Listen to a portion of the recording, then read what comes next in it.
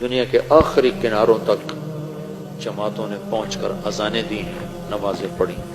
Norway کے اوپر ہے north pole end of the world, جہاں آگے آبادی ختم ہے، پانی ہے۔ تو ہم گئے ناروے پچھلے سال، تو اس سے پچھلے سال، تو میں نے وہاں کے ساتھیوں سے کہا بھائی میں نے وہاں جانا ہے۔ وہ کہنے لگے ہم تو یہاں رہتے ہیں، ہم وہاں کبھی نہیں گئے، تو آپ نے کیا کرنا ہے؟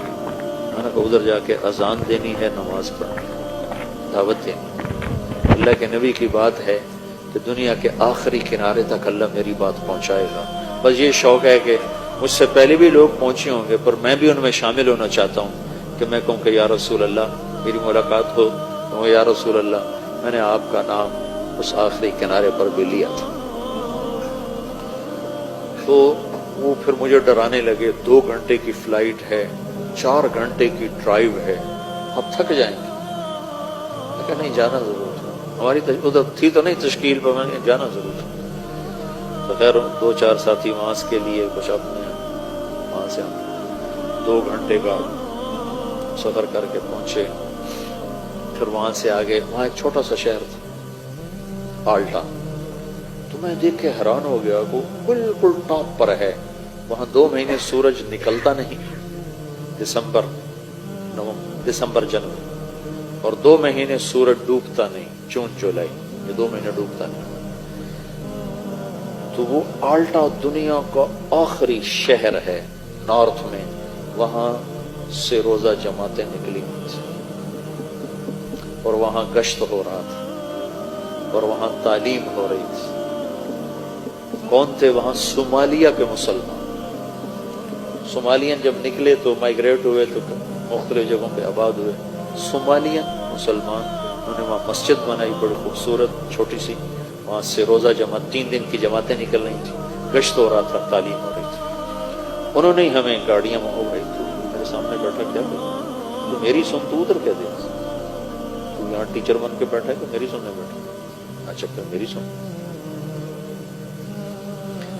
تو وہاں سے انہوں نے ہمیں اپنی گاڑیاں دی، تو ہم وہاں سے 4 گھنٹے مسلسل چلے، اور آخری کنارے پر ایک گاؤں ہے چھوٹا سا، جس کی 1,500-2 ہزار آبادی۔ تو اس میں جو پہلا مسلمان ہمیں ملا، اس نے کہا میرے 10 دن تبلیغ میں لگے ہو۔ پھر وہاں سے ہم آگے 1.25 گھنٹے کا آگے سفر تھا، اس گاؤں سے آگے 1.25 گھنٹے کا سفر تھا۔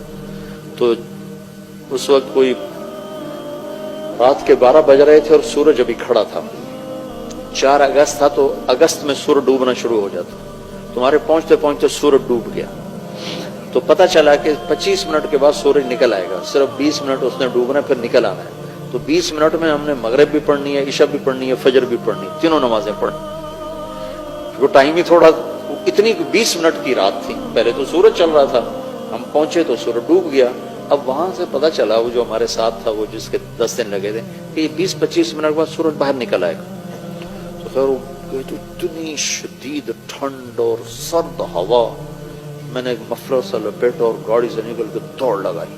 وہ سمندر کے کنارے اوپر بڑی ہیبت ناک چٹانیں 2 جگہ دیکھ کر میں مبہوت ہوا زندگی میں، ایک ہمالیہ پہاڑ کو دیکھ کر، اور ایک وہ آخری کنارہ دیکھ کر۔ ساری دنیا پھری، پر ہیبت جو طاری ہوئی 2 جگہ۔ جا رہے تھے ہم کھٹمنڈو سے ڈھاکہ، تو کیپٹن نے اعلان کیا کہ آج سب آپ لوگ بڑے خوش قسمت ہیں، ہمالیہ پہاڑ پورے سال میں صرف 10 دن کے لیے چوٹی ننگی کرتا ہے، سارا سال یہ بادلوں سے ڈھکا رہتا ہے، 10 دن اکٹھے نہیں ہوتے، کبھی 1 دن، کبھی مہینے کے بعد 1 دن، کبھی 2 مہینے کے بعد 1 دن، ایسے۔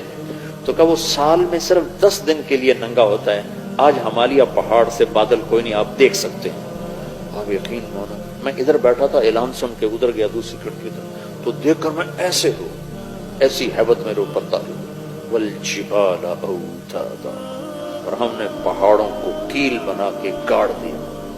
اس دن مجھے پتہ چلا کہ جس کے کیل اتنے بڑے ہیں وہ خود کتنا بڑا ہوگا۔ اور ایک وہ آخری کنارہ دیکھ کر میرے اوپر ہیبت طاری ہو گئی، میں نے آزان دی زور سے، ہوا سرد، پھر ایک چھوٹا سا وہاں انہوں نے ہال بنایا تھا گرم، جس میں وہ ٹورسٹ آ کے بیٹھ جاتے تھے، وہاں آ کر جلدی سے چادریں بچھائیں اور پہلے مغرب کی نماز پڑھی۔ نماز پڑھ کے سنتیں نہیں پڑھی کہ ڈر لگ رہا تھا کہ سورج نہ نکلا. پھر ساتھ ہی عشاء کی نماز پڑھی. عشاء کی نماز پڑھنے کے ساتھ ہی پھر فجر کی اذان دی اور 2 سنتیں پڑھ کر پھر فجر کی نماز پڑھی. پھر میں نے بیان کیا، میں نے کہا اللہ سارے کام پورے ہو گئے، تیرے نبی کا پیغام ان ہواؤں نے سن لیا، لوگوں کو تو ہم سنا نہیں سکتے.